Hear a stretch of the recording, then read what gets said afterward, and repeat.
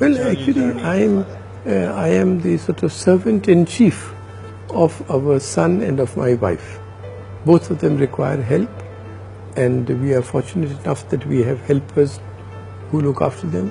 But they require help all the time, and I am the sort of the person available all the time, and certainly that has a great effect on one's life.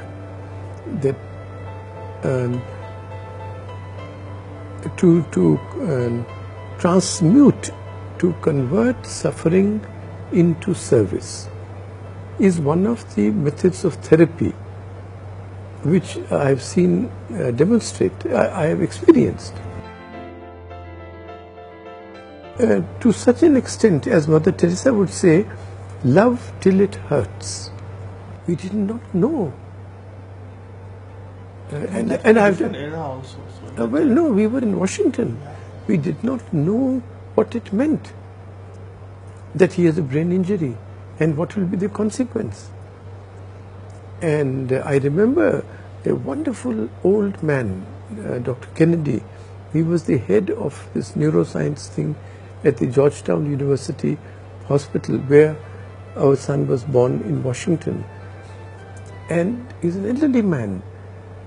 And when we were on the second or third day told by a Pakistani doctor that your son has had brain injury, but don't let anybody know that I told you, because I will be out of a job, and whatever had happened.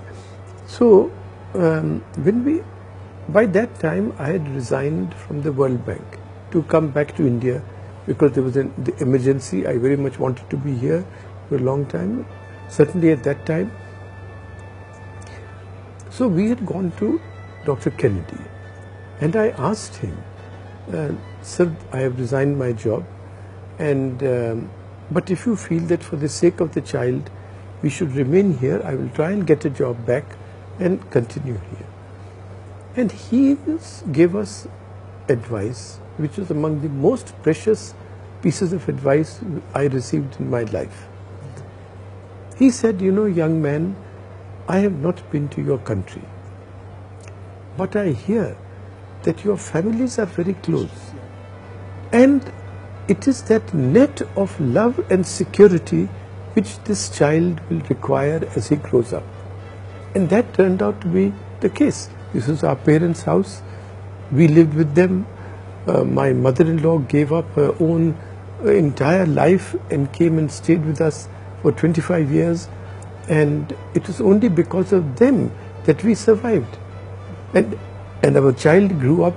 He's 42 now, and he has grown up in the fullest confidence that his word is the law. He is the king. And to such an extent that, as you saw in the book, I don't know if you were there in the book, so he blessed the Dalai Lama. Yeah. So we have, those photographs have become sort of for us treasures of the family. Difficulties increase, as our difficulties increase, it becomes very difficult now. Neither of us knows what will happen tomorrow, and who will look after our son. That's the worry of every person with a handicapped child. And I may die tomorrow, and then Anita will require 24 hours help to look after herself and our son. And today she cannot sign a check.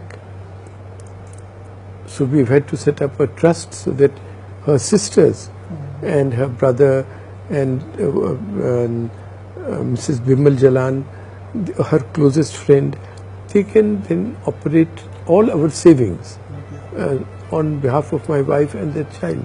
So these special problems are arising now as we age. Life, his difficulties certainly endow one with a sense of proportion. Supposing somebody abuses me on this damn fool Twitter or social network, how does it matter? Supposing I'm dismissed from my job in the Indian Express and I feel that my tongue has been pulled away, but I see my son, he can't even speak. So I get a sense of proportion. I think one is to serve them unconditionally. Do not sit. Service must be non-judgmental, because the mind gives us so many reasons for not serving. Yes. So you should recognize them, that they are excuses which the mind is manufacturing. And therefore it will be best for us to not judge, but just serve. There is a very good sentence of the Dalai Lama. If you want to be truly selfish, help someone. Wow, what a line. Beautiful line. So I have added a footnote to that. Yeah. That is, if you want to be truly selfish, help someone who cannot do anything in return to you, for you. You see, if you help some big fellow, some businessman or prime minister or some fellow, but when you serve a child who cannot do anything for you, or when you give an anonymous donation, then there is no way when you can expect anything in return. Then service has truly a therapeutic effect.